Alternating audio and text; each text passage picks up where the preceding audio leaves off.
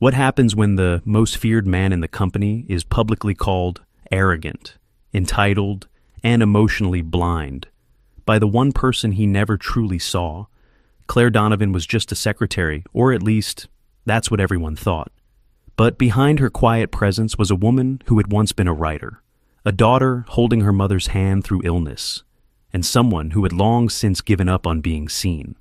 When she stood up and challenged her millionaire boss in front of the entire boardroom, no one expected what came next. Not a firing, not an apology, but a proposition that would change them both forever. Why did a powerful CEO suddenly ask his assistant to teach him how to be human? What secret was hidden in a sculpture he never showed anyone? And how can two broken people who never asked to be saved end up healing each other without ever saying the word love? This is not just a story of confrontation, it's a story of becoming. If this touched something in you, already don't forget to like, share, and subscribe to our channel. Let's begin. She didn't plan to say it out loud, but when Claire stood in that mahogany-walled boardroom, watching her boss throw her under the bus again, the words exploded from her chest before she could stop them. You are arrogant, entitled, and emotionally blind. For a moment, the only sound was the faint hum of the overhead lights. No one moved, no one breathed. 20 pairs of eyes widened across the long, polished table, and even the assistant from finance froze mid-sip, her coffee trembling in hand. Claire Donovan didn't flinch. Not anymore. She had flinched enough through 3 years of standing behind this man, correcting his scheduling errors, rewording his tone-deaf memos, smoothing the jagged edges he left behind in every room he exited. But today, she had reached her limit. The morning had started like any other in the high-rise offices of Caldwell Properties. The windows gleamed, the marble floors clicked under the heels of the elite, and Claire had arrived early, as she always did, her notes organized, her breath steady. The boardroom was set, coffee poured just right, the agenda finalized. But when Graham Caldwell walked in late, unread documents in hand, tie slightly crooked, it wasn't his tardiness that ignited her. It was what came after. He sat at the head of the table with the ease of someone used to control. Power looked good on him. Claire had to admit gray suit pressed to perfection. Dark hair graying just enough to be distinguished. Not old, but power had made him careless, arrogant. The quarterly report had one figure off. A minor oversight, perhaps. But when the room noticed, when Mr. Granger arched a brow and asked who had reviewed it, Graham didn't hesitate. Ms. Donovan handled that section, he said, flipping the page as if he hadn't just thrown her under a train. Her fingers curled around the pen in her lap. It had been his last-minute changes penciled in after hours, scribbled over the finalized version, then pushed back to her desk with a post-it that simply read, "Send." She had. And now, here they were. Claire stood before she realized she'd moved. Her chair scraped the floor in a long, low wail that seemed to echo her own rising heat. You are arrogant, she said, voice steadier than her racing heart, entitled and emotionally blind. It wasn't a scream. It was worse, it was truth, spoken aloud in a place where truth was always whispered behind closed doors. Across the table, Lydia, fresh-faced and only 3 months into the job, clutched her notepad like a life vest. Mr. Granger blinked, slowly, as though he couldn't quite process what had just happened. Someone coughed, quietly, hoping it would puncture the silence. Graham didn't move. He looked at Claire, eyes unreadable, jaw set not in anger, but in something closer to contemplation. The air in the room was heavy, waiting for the inevitable storm. Claire waited too. Her heart pounded so hard she could hear it in her ears. Her breath felt too loud, her body too still. She braced for it, the dismissal, the condescension, the cold, cutting line he was so skilled at delivering with that sharp, perfect voice of his. But then he did something she didn't expect. He leaned back, just slightly, just enough for the chair to creak beneath him. Then he let out a breath not sharp, not weary, just human. Everyone else, he said, voice calm as winter. Please leave. The room didn't move. Now, he added, not louder, but with finality. Chairs shifted, papers rustled. There was a collective moment of side glances and silent questions, but no one dared to linger, not after the way he'd said now. Claire didn't sit. She didn't blink. She stared straight ahead, watching the last member of the board file out. The glass door clicked shut behind them with a soft, almost apologetic thud. And then it was just the two of them. Graham, Claire. The quiet hum of tension between them. She didn't speak. Not yet. She watched him. Watched the way he ran a thumb along the edge of his water glass. The way he avoided her gaze. The way he looked less like a man ready to punish, and more like someone measuring what had just been said against something deeper inside. Her throat tightened. Maybe she'd gone too far. Maybe she had finally burned the last bridge. But somewhere beneath the fear, there was something else. A flicker. Not relief, not pride, just something clean, raw, honest. Because for the first time in a very long time, Claire Donovan had said what she meant, and she wasn't sorry. The silence stretched, delicate and unbroken. Claire's pulse still thundered in her ears as she stood beside the high-backed chair, her fingers still lightly touching the polished wood. She thought about her apartment back in Evanston, the stack of unopened rejection letters from publishers in her drawer, her mother's soft voice on the phone that morning. Don't stay quiet when something inside you wants to be heard. And here she was. The door was closed. The room was still. And Claire Donovan waited. Most people at Caldwell only knew Claire as the woman behind the coffee orders and calendar invites. The one who remembered birthdays no one else did, who left neatly folded agendas in leather binders before every Monday meeting, who carried 2 phones but rarely raised her voice. They knew her by her calmness, her quiet competence. But very few ever asked what brought a once promising novelist to a corporate high-rise in downtown Chicago, and even fewer knew what it cost her to stay. Claire Donovan hadn't always lived this life of routines and silence. Once, there had been Paige's whole world she wrote into existence on second-hand laptops in tiny cafes, her fingers stained with ink, her mind filled with possibilities. There were notebooks stacked in boxes under her bed, still smelling faintly of coffee grounds and ambition. She'd had an agent once, a deal almost signed, but life had an uncanny way of shifting under you just as your feet found steady ground. Her marriage was the first thing to go quietly, like a door closing in a distant room. It wasn't explosive. It was the kind of unraveling that starts with long silences and ends with shared furniture being divided like courtroom evidence. He wanted clarity. She wanted space to write. He found someone else. She found eviction notices tucked into her mailbox. Then came her mother's diagnosis, congestive heart failure. A quiet word from a doctor in a white coat that hit like a bomb in a church pew. And just like that, Claire packed up her manuscripts and moved back to Evanston, into the old 2-bedroom apartment she thought she'd left behind for good. The place smelled like lavender and old wood. The carpet curled at the corners, but her mother's smile soft. Resilient made it home again. Money grew tighter. Books didn't sell. Freelance gigs disappeared in the flood of younger, faster writers, willing to do more for less. She took the Caldwell interview on a whim, a listing she saw while waiting at St. Mary's Heart Center during one of her mother's echo scans. She wore a blazer borrowed from a cousin and sat on her trembling hands while waiting to be called. The interview lasted 9 minutes. Graham Caldwell didn't look up once from his tablet. He asked 3 questions, didn't smile once. At the end, he simply said, "You start Monday." Claire left the glass building with a storm of mixed emotions, relief, shame, something that might have been gratitude, and a little voice whispering, "You're not supposed to be here. This isn't the life you wrote for yourself." But rent was due, and her mother's pills cost more than they used to. So Claire put her pen in a drawer, tied her hair back, and learned how to read the moods of a man who never spoke more than 12 words in a room. 3 years passed.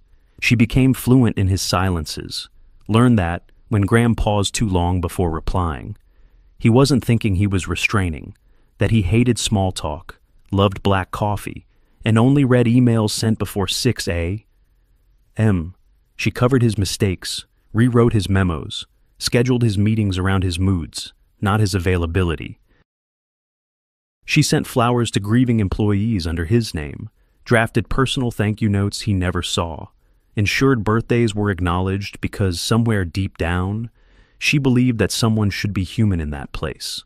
No one ever asked about the cost, and Claire never offered, until yesterday, when her words raw, unfiltered rose from a place buried so deep inside her she hardly recognized the voice. Now, the morning after. Claire sat in her kitchen, staring at the worn wooden table, a bowl of oatmeal growing cold in front of her.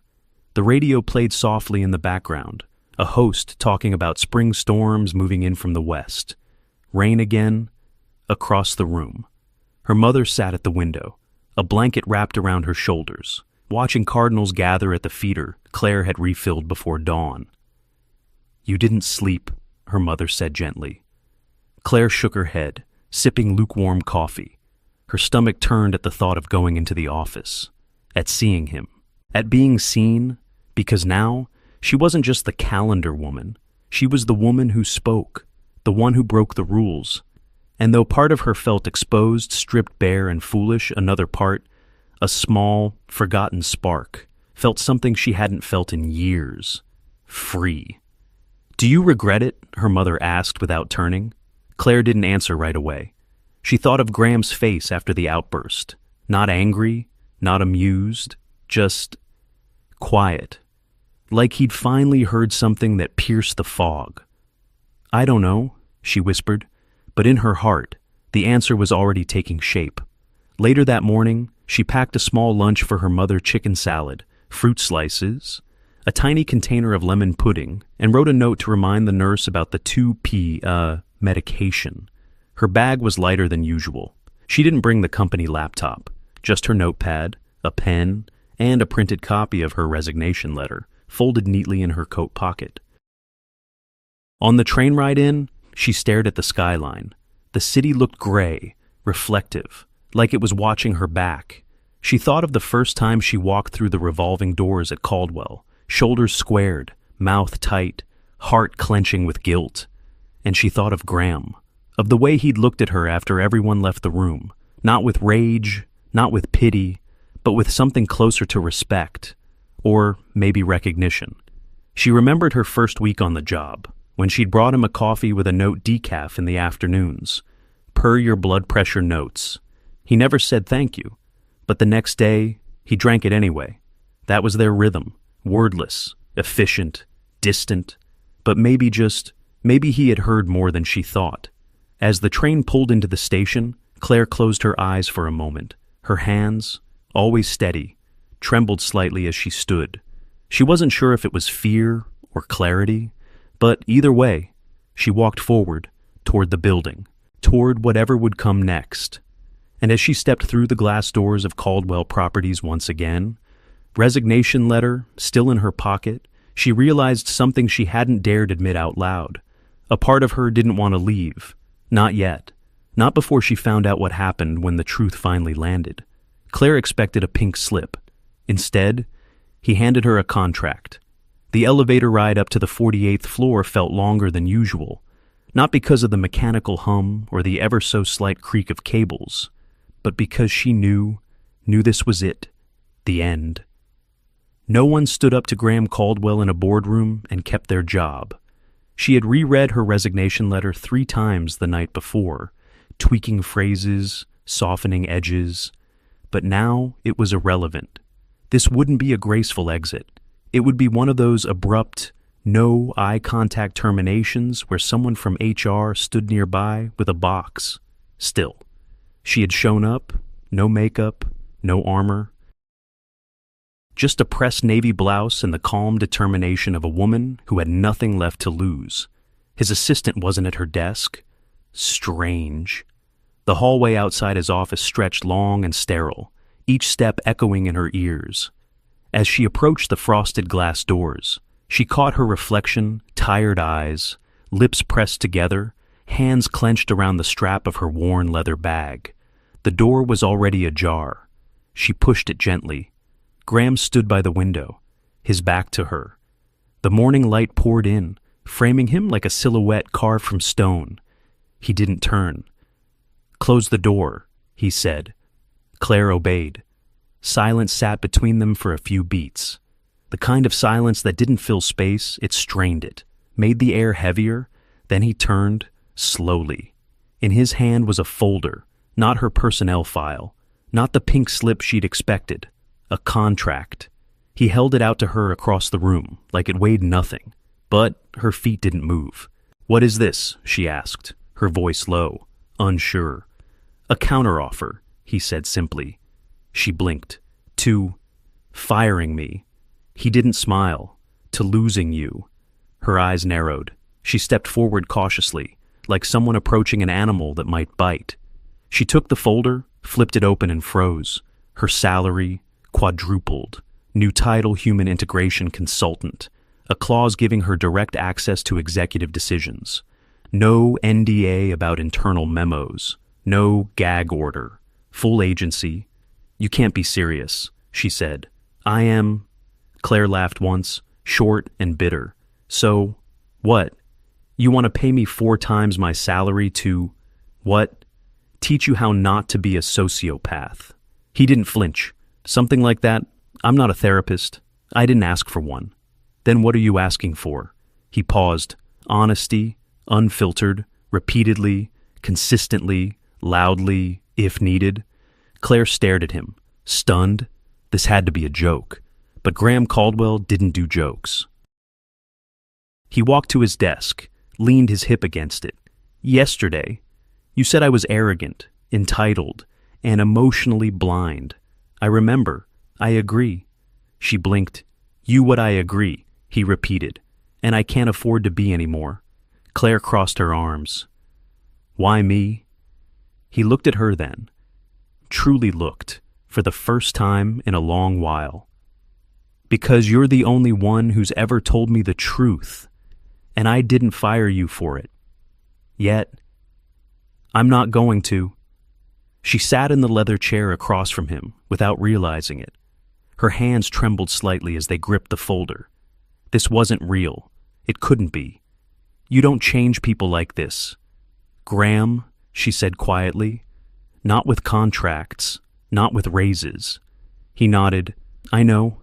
I don't believe in change. Claire, not really." "Then why do this?"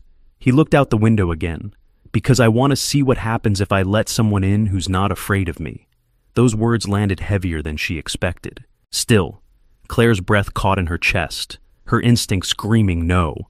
She stood abruptly, folder still in hand. "You're trying to buy your way out of growth. You think money is a shortcut to humanity. That's not how this works." "I don't know how this works," he said plainly. "That's the problem. You do." She took 2 steps toward the door. "Claire," he said, his voice lower now. She stopped but didn't turn. "I'm not asking you to fix me. I'm asking you to hold up a mirror and not look away." Something in her cracked at that. But she left. She didn't slam the door. She didn't drop the folder. She walked out like someone retreating from the edge of a cliff they weren't ready to jump from. The rest of the day passed in fragments: commuter noise, grocery lines, the soft beep of her mother's heart monitor. Claire made soup, read an old article about heart-friendly diets, and tried not to think about what had happened. But the folder sat on her kitchen table like an unanswered question. And then, just before sunset, a nurse entered her mother's hospital room with a bouquet. Pale yellow roses. Claire's mother's favorite. There was a small card, handwritten in blocky, precise letters, for Helen, from someone who forgot his own mother's smile. Claire's hands went cold. He hadn't signed it. He didn't have to. She stared at the vase, heart tangled in a dozen threads of memory and meaning. Graham had never asked about her mother, never mentioned the heart condition, never pried. But he'd remembered something, maybe a passing line in a meeting, or the way Claire always scheduled doctor visits with religious precision, and he had sent roses, not out of obligation, not for show, but as an apology no one else would ever see. Later that night, Claire sat at her small dining table, legs tucked under her in pajama pants, hair pulled up in a tired knot. The contract lay beside the vase, its edges curling slightly under the weight of her coffee mug. She read it again, slowly this time. The terms were real, the offer generous, but it wasn't the money that kept her from throwing it away. It was the line he'd said, barely above a whisper. I want to see what happens if I let someone in who's not afraid of me. She thought of all the rooms she had entered where she made herself small, all the words she swallowed because they wouldn't matter anyway, all the times she hid behind competence because showing emotion was considered weak. But yesterday, she hadn't hidden. And today, he'd opened a door, not one with keys or locks, one inside himself. She didn't know if he meant it. She didn't know if he'd follow through. She didn't even know if she wanted to be the one to find out. But as she reached for the roses to change their water, her fingers brushed the card again. And a single sentence echoed louder than the rest, from someone who forgot his own mother's smile. It wasn't a confession. It was a scar. And scars, Claire knew, were where the light gets in. If Claire thought her new job was to hand him polite suggestions and HR brochures, she was wrong. Graham had other ideas. He called it her observational residency. She called it weird. On Monday morning, he sent a calendar invite with no description, the location, everywhere I go. Claire showed up wearing her usual work attire, a navy sweater over a white button-down and gray slacks, notebook in hand, a pen she trusted more than most people. She half expected to be ignored, as she had been so many times before. But Graham held the elevator for her that morning. Didn't say anything, just held it. That alone unsettled her more than she cared to admit. At 9:00 a.m., they stepped into the first meeting quarterly budget review with the finance team. Normally, Claire wouldn't have attended. She'd have prepped the binders, arranged the coffee, then disappeared. But now, she sat 2 chairs away from him, silent, scribbling notes not about the numbers, but about him, his tone, his expressions, his body language. It was like watching someone play a role they didn't believe in. When a junior analyst nervously questioned a proposed cut, Graham leaned back and said, "Then you should have spoken sooner." His voice wasn't harsh, but it landed like ice water. Claire wrote tone sharp, defensive, eyes distant, response shut down. Then, below that, maybe ask, what would you have done differently? Instead, by Wednesday, she'd designed a full interpersonal feedback scorecard. She gave him a 3.2 out of 10 on empathy delivery. He read it without flinching. This part, he said, pointing to the emotional availability column, is absurd. I'm not a product. Correct. Claire replied. You're a human. That's the point. He didn't argue, which, for Graham, was progress. Most people would have mocked her spreadsheet, but he studied it like a legal contract. Then, to her surprise, he began referencing it mid-meeting. Once, during a call with the operations director, he paused, looked at Claire, and said flatly, "This is the part where I should probably offer emotional validation, right?"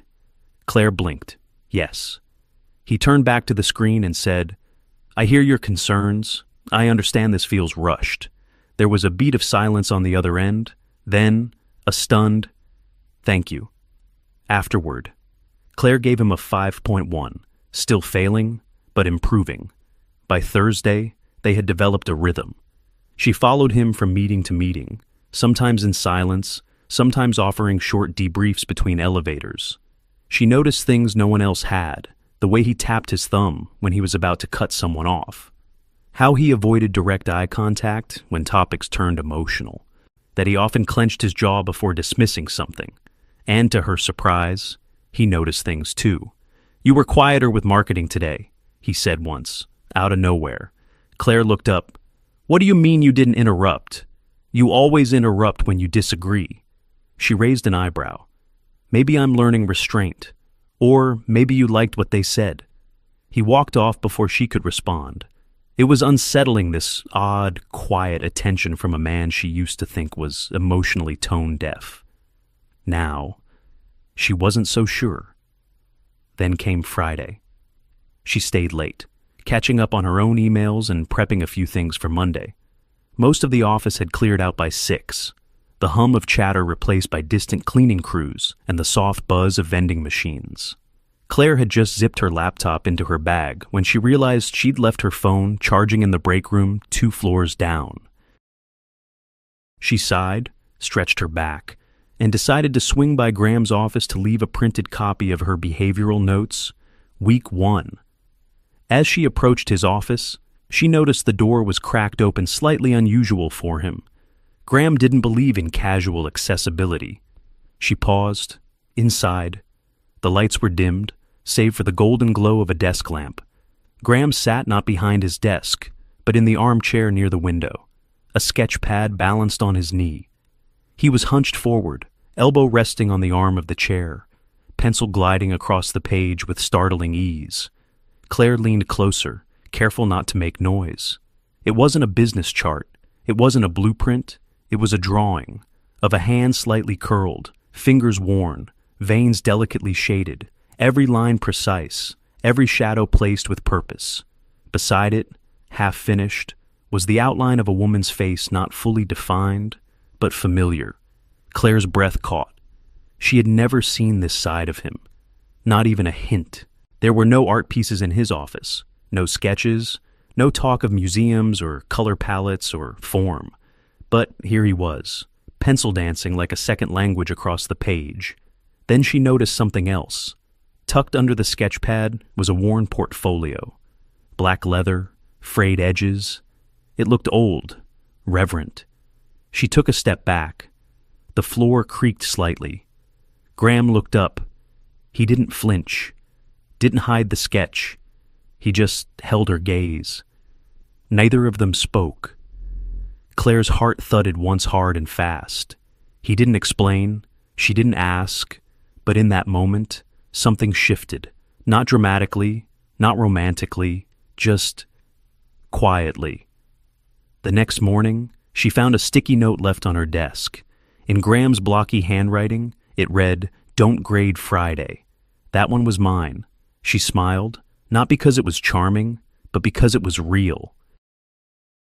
Later that day, while folding laundry at home, Claire found herself thinking about that sketch, not the details of it, but the softness of his expression when he was drawing. It was the first time she'd seen him look unguarded. Her mother asked her that afternoon, while sipping tea, "How's the new role?" Claire paused, then answered honestly, "It's strange, challenging, confusing. Do you like it? I don't know yet." But the truth was more layered than that. She didn't like it, per se, but she was intrigued, and under all the confusion and resistance, there was a faint pulse of something unexpected. "I haven't been here in 20 years, Graham said, his voice quiet, almost reverent. "I thought I could forget who I was." Claire didn't answer at first. She stood at the threshold of the studio, letting her eyes adjust to the soft, filtered light that seeped through aged skylights above. The air was still, thick with dust and time. It smelled of old plaster, drying clay, and the faintest trace of turpentine like memories sealed in silence. The studio was tucked behind a grove of stubborn trees on the edge of Oak Park. They'd driven in silence most of the way. Graham navigating the narrow roads like a man heading towards something he wasn't sure he wanted to see. He had said nothing about the destination, just that he wanted to show her something. Not for work, he'd added, for something older than that.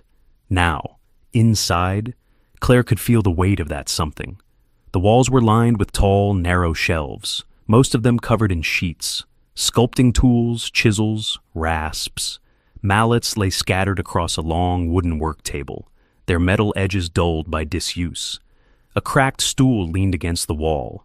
A stone bust, half-finished, stared blankly from the corner. It had no eyes. Claire stepped further in, her heels clicking softly on the concrete floor. She ran her fingers lightly along a shelf, trailing through a thin layer of dust that felt like it had settled there decades ago. "Why bring me here?" she asked gently.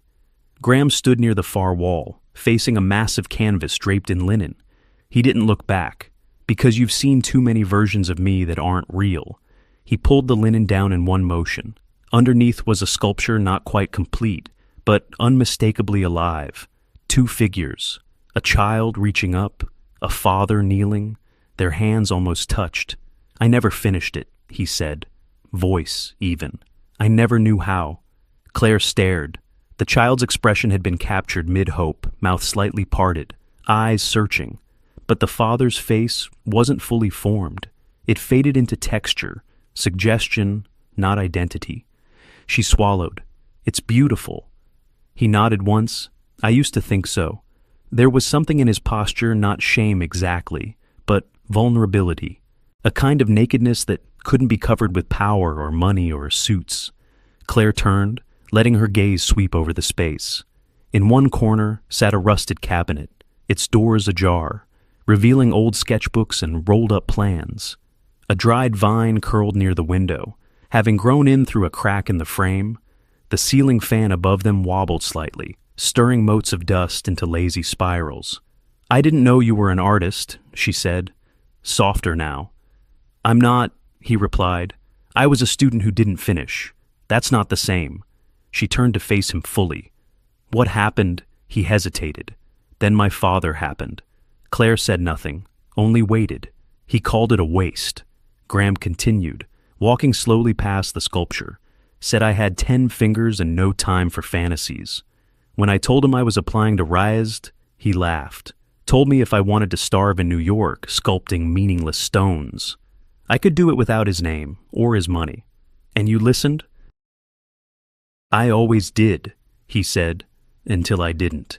He picked up a sketch from the table yellowed with age, edges curling, a figure study, a woman, seated, head bowed, arms wrapped around her knees. The lines were light, almost trembling. There was love in every stroke. Claire stepped beside him. She looks like someone you knew. She was, he said, setting the paper down. Once. There was no bitterness in his voice, just memory. Claire moved to the work table and picked up a small figurine, a bird, no larger than her palm, carved from cherry wood. Its wings were extended, just about to lift. She turned it in her hands, marveling at the detail. My aunt, she said suddenly, was a painter. He looked at her. She had depression. For years. Nothing helped. Meds, therapists. Then one day, she started painting watercolors again. Tiny ones postcard-sized. At first, just to pass the time. But it changed her. It gave her something to hold on to. Claire smiled faintly. She said art didn't fix her, but it reminded her she was still here. Graham sat on the edge of the workbench. He looked older in the studio light, not tired, but worn, in a way that made him human. I don't remember the last time I laughed, he said suddenly. The words floated between them, raw and unprotected. Claire met his eyes, laughed, or meant it. He didn't answer. He didn't need to. Silence settled again, not heavy this time, but quiet like the kind that happens between two people who no longer need to fill space with noise. She moved toward the back of the studio, where a tall shelving unit held a collection of broken statues and fragments torsos, faces, limbs, some chipped, others unfinished. One had a missing jaw, another, a cracked rib cage. They're not ruined, she said, almost to herself. They're just... Paused. Graham walked beside her, arms folded loosely. I used to think if something broke, it wasn't worth saving. And now I'm trying to remember why I ever thought that. Claire knelt, brushing away dust from a marble bust half buried in a box. It was beautiful, even in its incompleteness. I think things are more beautiful when they carry proof of having survived. Graham didn't speak, but she felt the air shift beside her.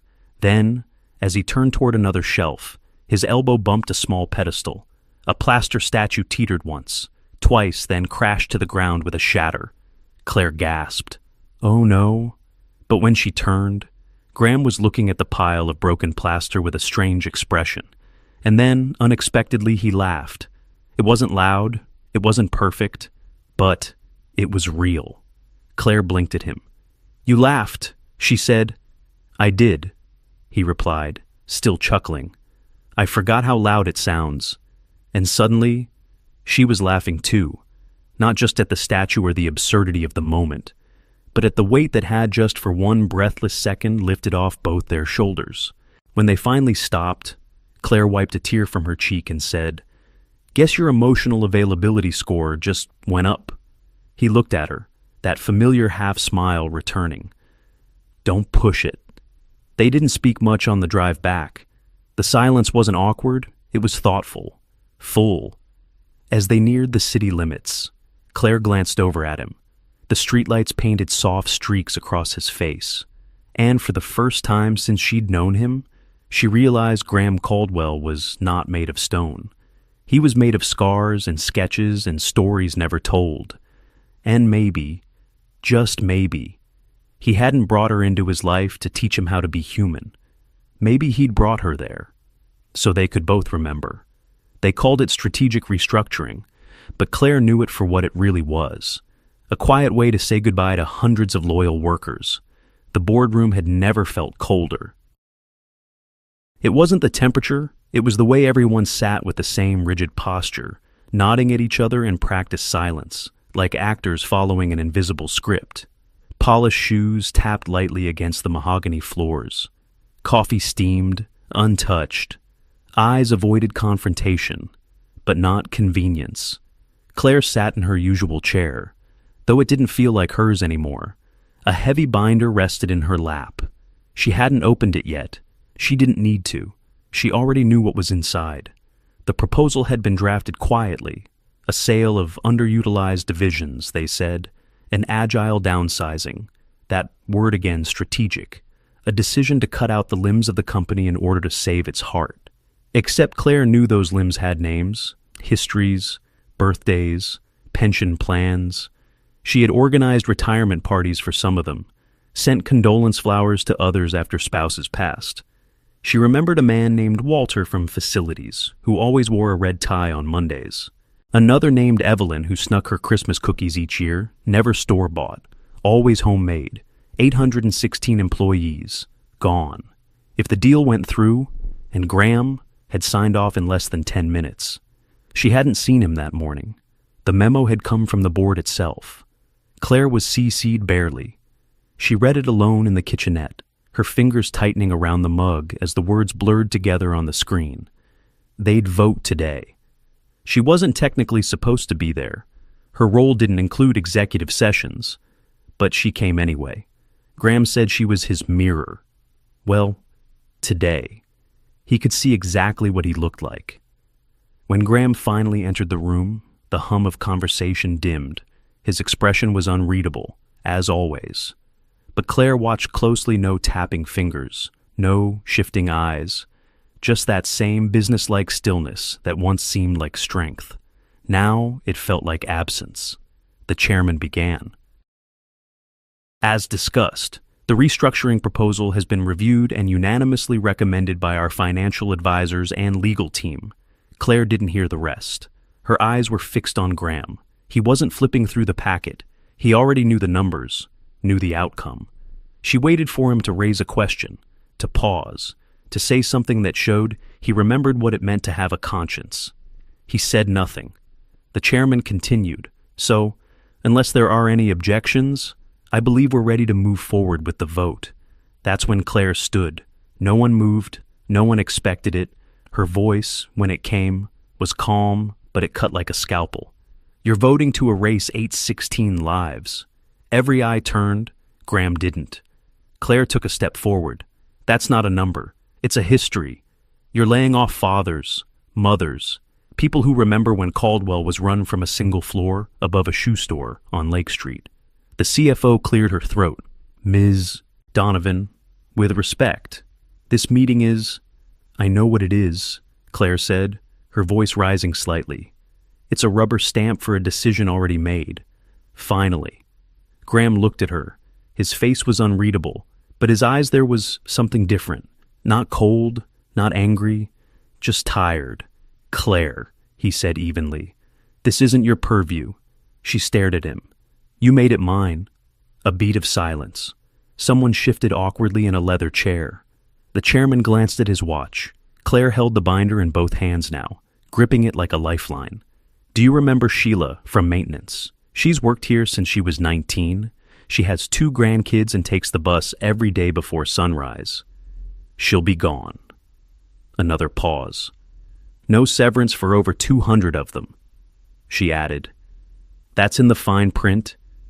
Did you read it? No response. You told me you wanted someone who wasn't afraid of you. She stepped closer. Well, here I am. Graham's jaw tightened. But he didn't interrupt her. She looked at the others. You all pretend this is about growth, about agility. But what it really is cowardice dressed in a PowerPoint. A low rustle moved through the room. Claire felt her heart hammering in her chest. Her hands trembled, but she didn't lower them. She had never felt more certain and more alone. She looked at Graham one last time, and something inside her broke. Not with anger, with grief. Because she'd started to believe in him. And now, watching him sit there, silent and distant, letting others do the wounding while his hands stayed clean, she realized he might never become the man she hoped he could be. She reached into her bag and pulled out her ID badge. She set it on the table. The sound was quiet, but it echoed like thunder. I won't be part of this, she said. Then she turned and walked out. No one stopped her. No one spoke. The door clicked behind her with a finality that startled even her. Downstairs, the lobby seemed unnaturally bright. She walked past the security desk, past the revolving doors, past the courtyard where the gardener Frank was trimming the bushes, as he had every Thursday morning. He looked up and waved. She waved back. She didn't cry, not yet, but her legs felt heavy with every step, like the air itself was asking her to stay. She didn't. Upstairs, in the empty boardroom, Graham stood alone. The others had cleared out quickly, some offering polite nods, others avoiding his eyes entirely. Only the chairman lingered, offering a bland line about the emotional side of leadership before slipping out the door. Graham hadn't moved. He stood near the far wall, in front of the glass display case that held a miniature model of Caldwell's corporate headquarters, a polished replica in white marble and glass. He stared at it now, one hand lightly resting on the top edge. For years, this had been his compass. Build, scale, optimize. People were unpredictable. Buildings stayed where you put them. But now, he wasn't sure anymore. Claire's words still rang in the air, more honest than anything that had been said around that table in months. He hadn't stopped her. He hadn't fought back. He had just watched her go. And for the first time in a long, long while, Graham Caldwell didn't know if he'd made the right call. The office felt different without her, not quieter, just emptier, like something essential had been unplugged and no one could name what it was. She had left no goodbye note, no farewell lunch, no inbox auto-reply saying she'd moved on to new adventures. Claire Donovan had simply disappeared, and yet her absence lingered in every hallway, every meeting, every unopened door. It wasn't immediate. The Monday after she walked out, most employees carried on as if the weekend had simply come and gone. But by Tuesday, the undercurrent began to shift. There were the little things. The morning coffee in the executive lounge sat untouched because no one had remembered to switch the filter. The conference agendas arrived 2 minutes late, missing a crucial footnote Claire would never have forgotten. And during a tense investor call, no one interrupted when Graham cut off the CFO mid-sentence, because Claire wasn't there to raise a brow, or slide a note, or whisper, "You're doing it again?" He hadn't told anyone not to contact her. He didn't need to. They sensed it that this silence wasn't negotiable. Even Lydia, her young assistant, had only whispered once, in the copy room. I miss her laugh, before quickly changing the subject.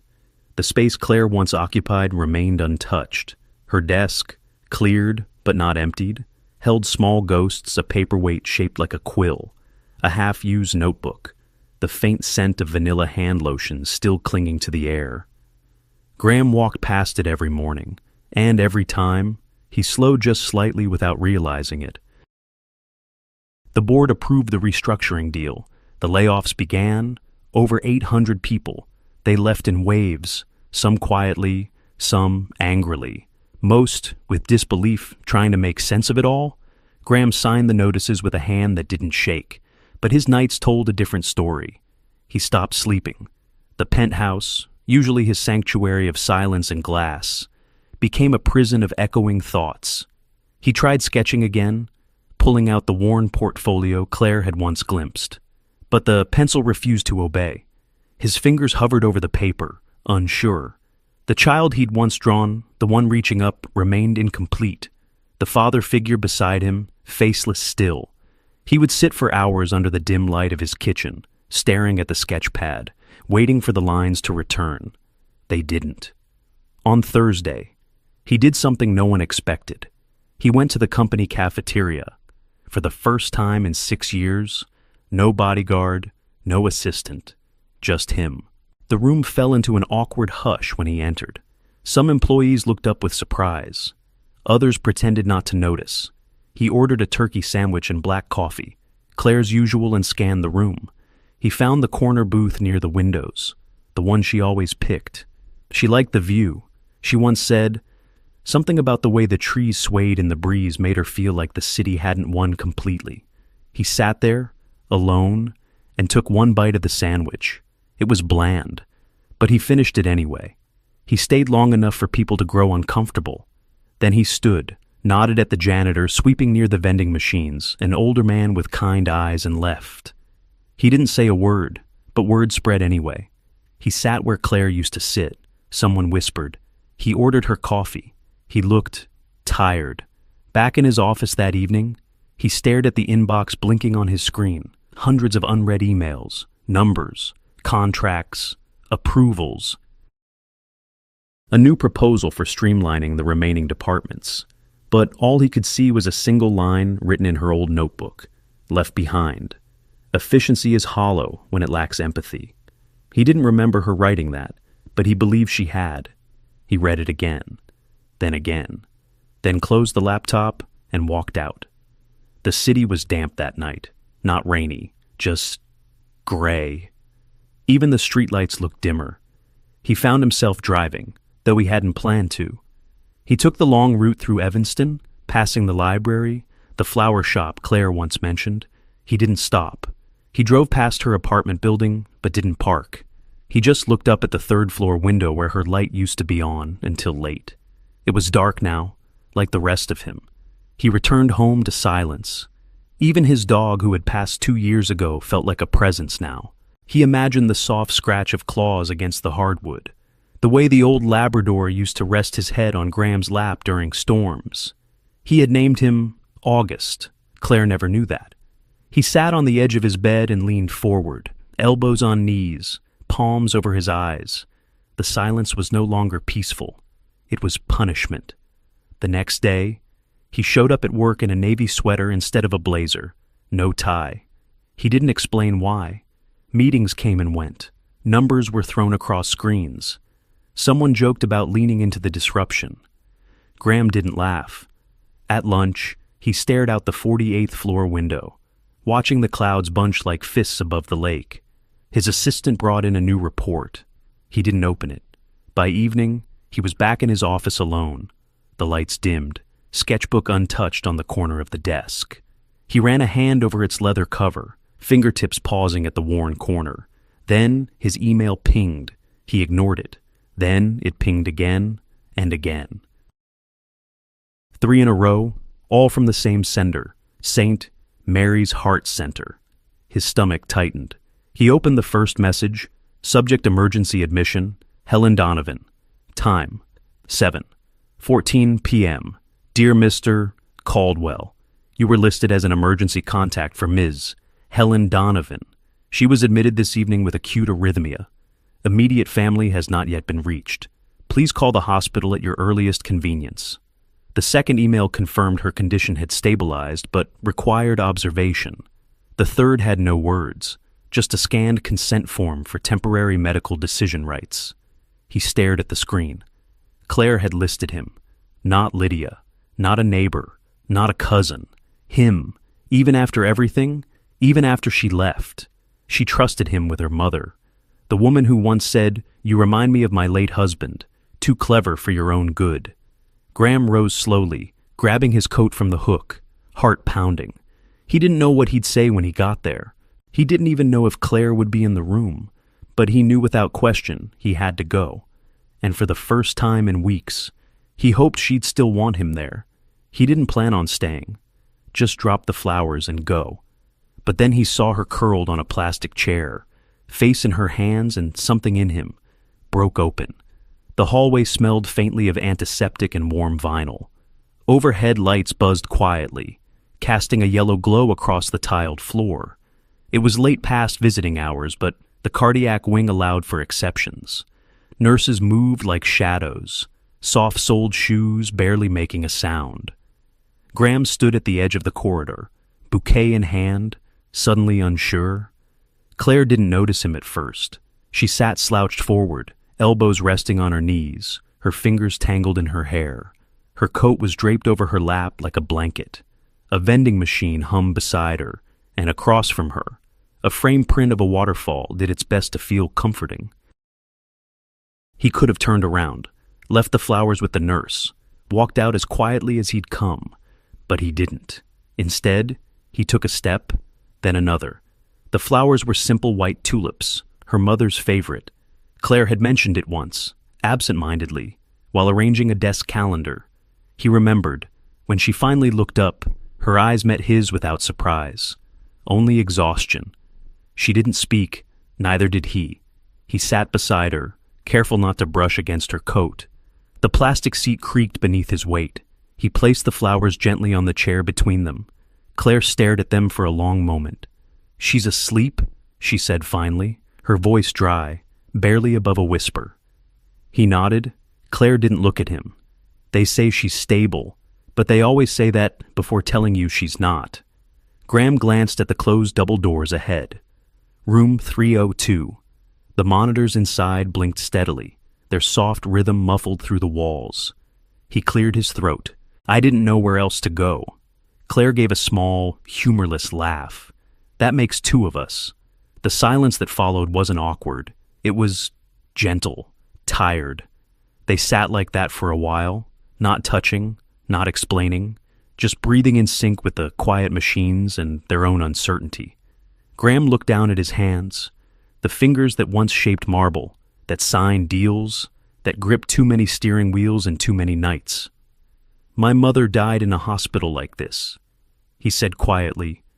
Claire turned, slightly, not enough to face him fully, but enough to listen. "I was in a meeting," he continued, "some presentation in Midtown about asset portfolios. She'd been ill, but not critically. Or at least, I didn't think so." He paused, swallowed.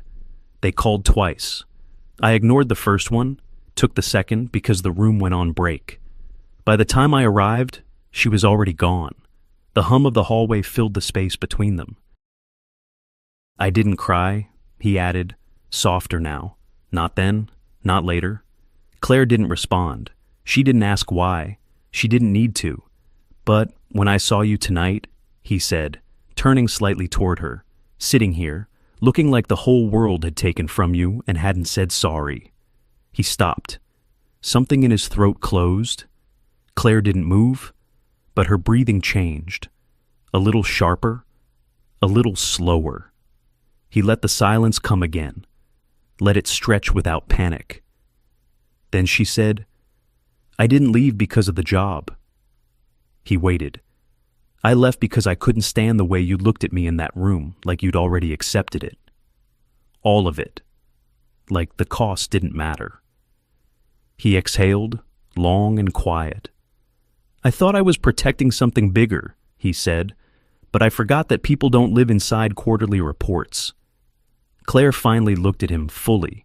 Her face was pale from lack of sleep, eyes rimmed with red, but her gaze was steady. "You didn't forget," she said. "You just stopped letting it matter." Her words landed without accusation, just truth. He nodded once. She looked down at the bouquet, lifted it carefully, turned it in her hands. These were her favorite. She murmured, "I remember." The lights flickered softly overhead, timed by some unseen rhythm. A nurse passed them, nodded, and kept walking. Then, without speaking, Claire shifted, slowly, quietly. She leaned against him, not fully, not in surrender, just enough to let her shoulder rest against his. He didn't move. He just let her be there. No apology, no expectation. Her head tilted, gently, until it found his shoulder. The weight was light, familiar. He closed his eyes. It wasn't affection, not yet. It was understanding. Two people carrying things too heavy for one. And in that moment, beneath flickering hospital lights and the hum of distant monitors, neither of them needed anything more. The clay was stubborn that day. Like it knew he wasn't ready to shape anything honest until he remembered the curve of her smile. The studio felt different now. It had been nearly a week since the night at the hospital.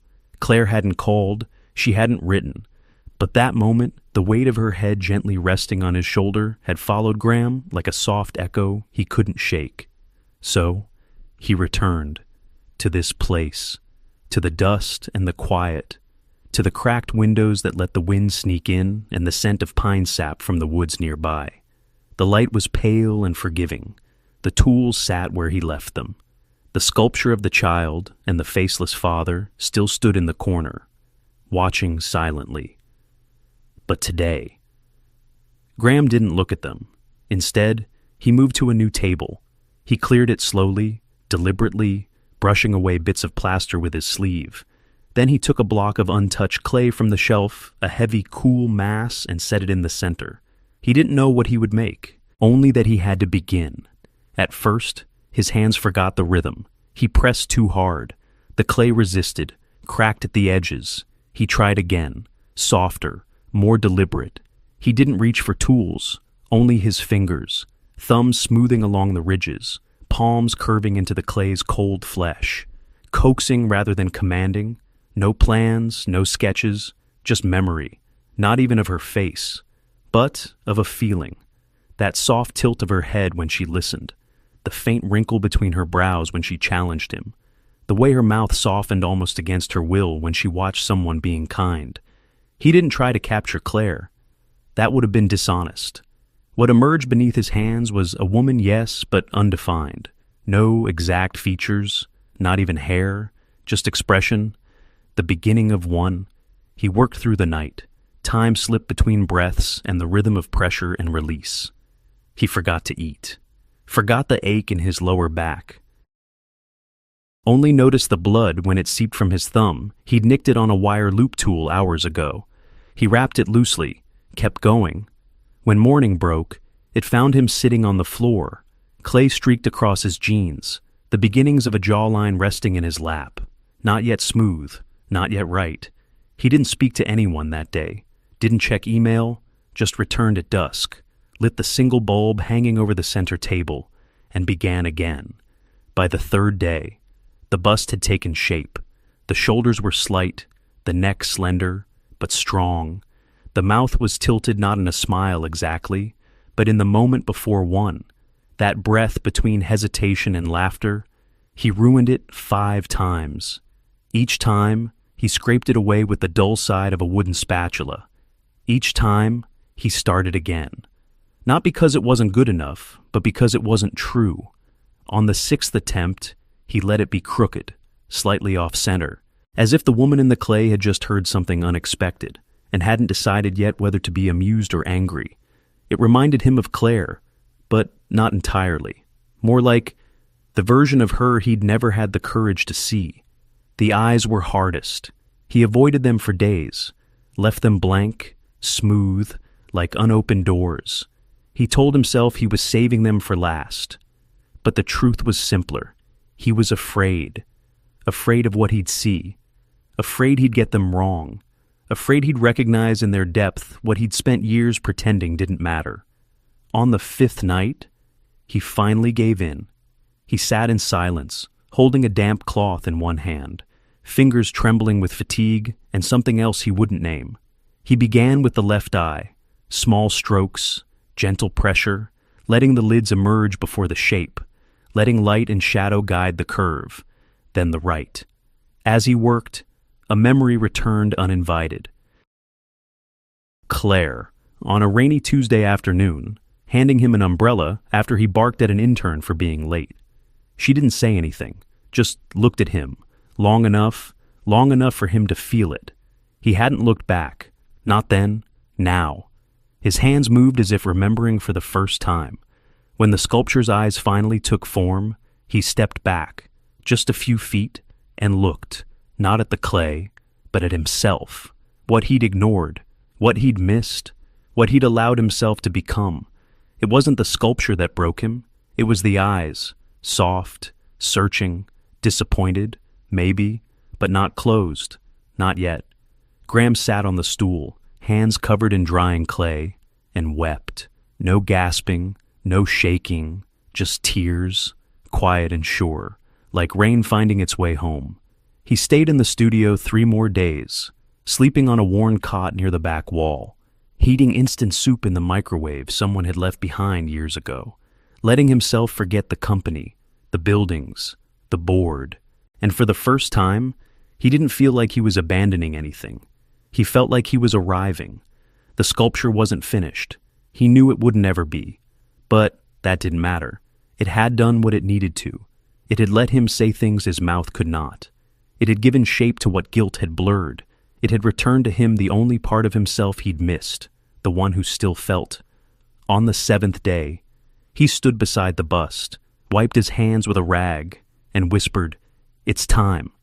He wasn't sure what came next, but he knew where he had to go. And for once, he didn't feel like he was too late. The boardroom was full again. Suits, screens, silence. But this time, the silence wasn't from fear, it was from waiting. Waiting to see what Caldwell would choose to become. Graham stood at the head of the table, just as he had a dozen times before. The same polished floor reflected the same leather shoes.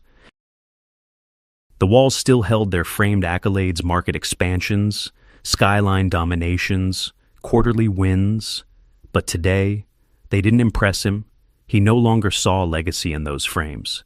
He saw noise that had, for too long, drowned out voices that truly mattered. The proposal had stalled. Technically, the asset sale had yet to be finalized.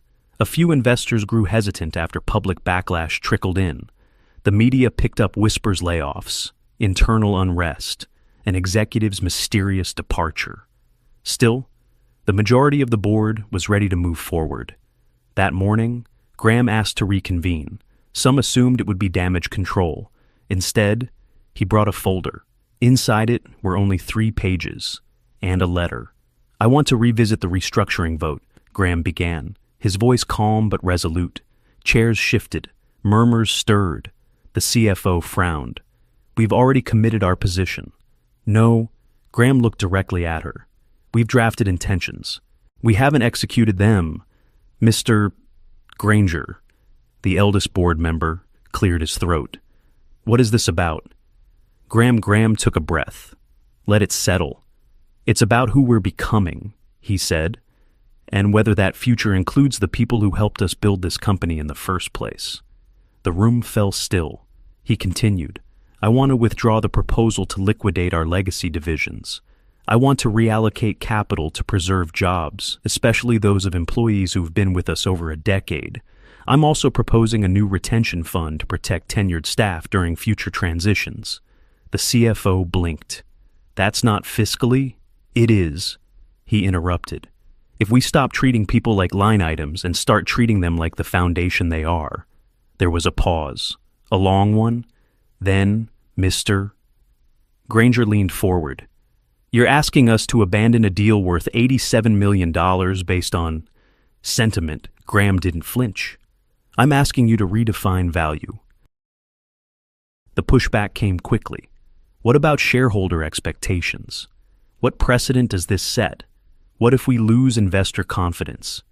Each objection landed with practiced rhythm. These were people trained to see risk before humanity. trained, as he once was, to ask how much before why. But Graham didn't raise his voice. He let them speak, let them vent, let them worry. Then, when the noise quieted again, he pulled out the letter. "May I read something?" They looked at each other. No one objected. He unfolded the paper. The edges were creased, worn. His voice softened, not out of weakness but out of reverence. "Dear Claire, I heard what happened in the meeting. I won't pretend I wasn't scared, hell. I've got 2 grandkids and a bad knee. But watching you stand up to all of them like that, I remembered why I stayed at Caldwell all these years. It was never the buildings. It was the people. I don't know what happens next, but I wanted to thank you for reminding me of that. With respect, Marvin Ellis Facilities, 31 years. Silence followed. Graham looked up. His voice steadied. "I found this in her desk drawer. She never gave it to me, never mentioned it, but she kept it." He paused. Claire didn't build towers or secure capital, but she built trust, loyalty, dignity. He stepped forward, voice deepening. "I built buildings," he said, "but she built people." He let the words hang, and then added, softer, almost a whisper, "I finally learned which one matters more." No one spoke. For a moment, it felt like the air itself was deciding what to do. Then something surprising happened. The youngest board member, a woman who had barely spoken in prior meetings, lifted her hands and began to clap. Once, then again, slow, measured. A second joined her, then a third, and then it wasn't silence anymore. It wasn't noise either. It was acknowledgement. They didn't call it a victory. Graham didn't want one. But the motion passed. The sale was canceled. The fund approved. And in the corner of the room, beside a half-full water pitcher, sat Claire's paperweight shaped like a quill. He'd brought it that morning, quietly, intentionally. He didn't explain why. He didn't need to. The office had a second coffee cup on the desk now. No one asked. Everyone noticed. It was the same kind of ceramic mug as before, simple, navy blue, the rim slightly chipped. But where it sat told the story. Not on the visitor side of the desk, not hidden behind a stack of files. It sat beside the first cup, like it had always belonged.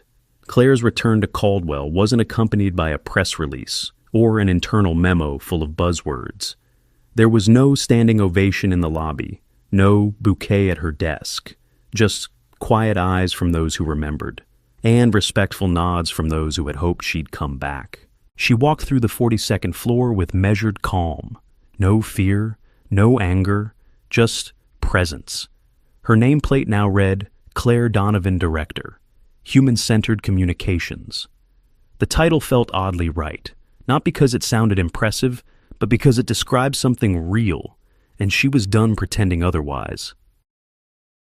Her new office had the same view she'd admired for years, but from a different angle. The lake still shimmered in the morning. Traffic still crawled below, like thoughts trying to form.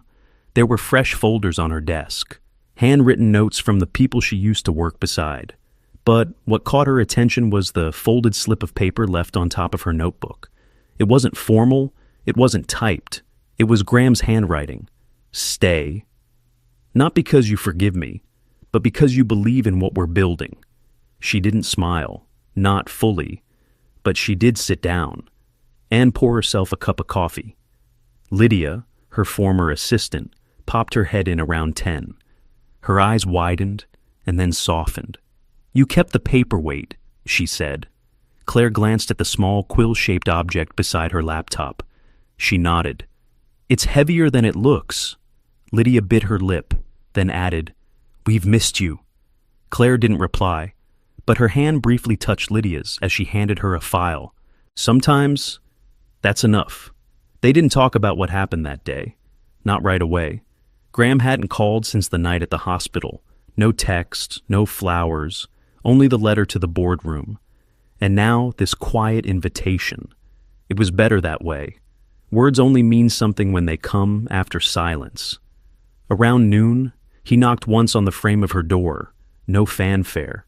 He stood in a charcoal gray coat. No tie, hands in pockets. Lunch. She tilted her head. Where? He said the name of the diner she used to disappear to on bad days. The one with chipped counters, too many ketchup bottles, and the best grilled cheese north of Madison. She paused, then rose to grab her coat. They walked there. The sidewalks were damp from last night's rain. Pigeons scattered near bus stops. Claire's boots clicked steadily. Her steps matched to his without trying. Inside the diner, nothing had changed. The same waiter David raised his eyebrows when he saw her. "You're back." She nodded, sort of. David poured their coffee without being asked. Graham didn't speak until Claire had stirred in her cream. 2 turns, no sugar. "I came here," he said quietly, 3 times after you left. She looked up. He met her eyes. "I'd order your usual, sit in your booth, and wait, just in case." Claire looked down at her mug. The steam curled upward like a question. Why she asked? "I think I hoped," he replied, "that if you saw me sitting here unchanged, you might believe something in me had." She didn't answer right away. Then she reached for her sandwich, took a bite, chewed slowly, swallowed, 3 times. "Huh." He nodded. She raised an eyebrow. "That's it." He almost smiled. "First time I didn't know if I wanted you to come back," he admitted. "Second time I hoped you would. Third time, I realized I couldn't force it either way." Claire wiped her hands on a napkin, eyes still on the table. Did it help? The third time? Yes. The server came and went, refilling water. Claire looked out the window, where 2 kids were chasing each other with paper bags on their heads. Then she looked back at him. "Do you believe in what we're building?" His reply was immediate. "I do now." She picked up her cup again, held it in both hands. The diner hummed softly around them, muffled conversation, clinks of silverware, a distant bell over the door. Claire didn't make grand declarations. She just nodded once, looked him in the eye, and said, "Okay, let's build people." They stood in front of the sculpture. She hadn't seen it until now. He hadn't spoken about it, and yet everything she needed to hear was there. The air inside the studio was quiet, the kind of quiet that felt sacred, not the absence of sound, but the presence of stillness. Claire stepped through the doorway slowly, her boots pressing softly against the concrete floor. Outside, late afternoon light cast long slivers of gold across the walls. Inside, the smell of dust, clay, and faint traces of pine hung in the air. Graham had called that morning, not with an agenda, not with news, just 5 words. "Come to the studio today." She said yes without asking why. Now, standing there. She knew the reason. The sculpture wasn't covered. It stood in the center of the room, bathed in soft, natural light. Not on a pedestal, just directly on the worn wood platform where he'd always worked. Claire's breath caught as she stepped closer. It wasn't a portrait, not exactly. The figure was feminine, yes, but abstract. The curves were human, but not literal. The jawline was soft but incomplete, the shoulders slightly turned as if mid-thought. One hand rested near the collarbone, open, not grasping. The eyes were the most striking, not looking forward, not looking down, just open, as if listening. Claire didn't speak. She just stared. Graham watched from a few steps behind, arms folded loosely. No explanation offered. He knew she'd understand. After a long silence, she said, barely above a whisper, "It's not me." "No," he said quietly. "It isn't." She turned slightly toward him. "But it feels like something I've never been allowed to be." He nodded once. "That's because," he said, "this is what I never knew how to say." She didn't move. Didn't need to. The light shifted slightly, brushing across the sculpture's cheek, casting a thin shadow beneath the chin. Claire stepped closer. "I don't even know what I'm feeling," she said, her voice shaking. Graham stayed where he was. "You don't have to." She reached out not to touch the clay, but to let her hand hover near it, like she might disturb something sacred if she got too close. It's the first time, she whispered. Someone didn't try to fix me, just saw me. A silence grew between them, full, deep. Then, a single tear slid down her cheek. She didn't wipe it away, neither did he. Graham walked toward her, slowly, until they stood side by side. She's not finished, he said. I don't think she ever will be. Claire glanced up at him. That's why I kept the eyes open, he added. It's the only part I didn't touch again. Claire blinked, then gave a soft laugh, half breath, half ache. You were always afraid of eyes. I still am. But you made them anyway. He nodded. I had to. Another silence. But it wasn't empty. They sat on the bench against the back wall, near the shelf of old tools and hardened brushes. No words passed between them for several minutes. The light in the studio dimmed slightly as the sun dipped behind the trees outside. Graham leaned back against the wall, his head tilted toward the ceiling. Claire sat forward, elbows on her knees, hands clasped. I didn't cry at my divorce, she said suddenly. He turned to her. I didn't cry when I lost the grant. She continued. Didn't cry when they told me Mom would never fully recover. But today, she looked over at the sculpture. I feel undone, but not broken. Graham didn't respond. Just waited, I think. She added, I needed someone to let me fall apart. Not so I could fix you, he said. She looked at him. So, you could sit with me in the pieces? He nodded. They didn't talk about the future. Not about titles or roles or definitions. There was no, what are we now? No, where do we go from here? There was just the studio, the quiet, and a sculpture that would never be complete. That was enough. That was everything. Later, as they prepared to leave, Claire stood once more before the clay figure. She traced the line of light with her eyes, noting the imperfections intentional, unpolished, true. Graham reached for his coat, but stopped short of putting it on. You'll keep working on her? She asked. He shook his head. No, I think she's finished in the only way that matters. Claire smiled, not wide, not bright, but honest. She walked toward the door, paused, then turned. I still don't forgive everything, she said. I don't expect you to, but I believe in what we're building. He didn't answer, just nodded, once, slow. She opened the door. Before stepping out, she said softly, without turning back, thank you for saying it without saying it. The door closed gently behind her.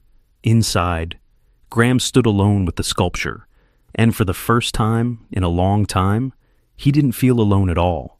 Sometimes, the most powerful transformation begins not with grand gestures, but with the quiet courage to speak the truth, especially when it's uncomfortable. Claire didn't plan to change anyone. She simply refused to keep hiding her voice. And in doing so, she awakened something long buried, not just in her boss, but in herself. This story reminds us that healing doesn't always come wrapped in romance or resolution. It comes through being seen, being heard, and learning to sit with our own broken pieces without shame. We often underestimate the impact of presence of simply being there for someone, not to fix them, but to remind them they're not alone. You don't need a title to lead. You don't need permission to matter. And even if life has hardened you, it's never too late to return to the part of yourself that still feels. So, whether you're 35 or 75, maybe today, is the day you stop apologizing for your heart and let it speak. Thank you for staying with us until the end of this story. If it touched your heart, made you reflect, or simply reminded you of something true, you're not alone. We believe stories have the power to heal, to connect, and to light the way forward. If this story meant something to you, please take a moment to like, share, and subscribe to our channel. It helps us bring more heartfelt stories to those who need them most. From our heart to yours, thank you for being here.